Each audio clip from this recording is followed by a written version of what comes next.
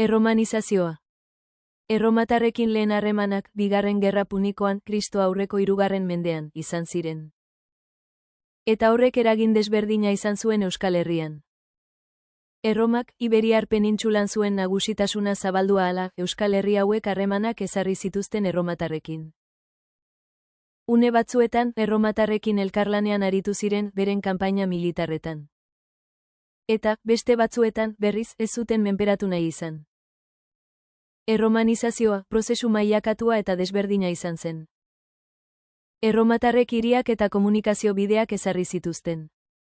Eta eragina izan zuten eskualdearen antolaketa sozial eta politikoan.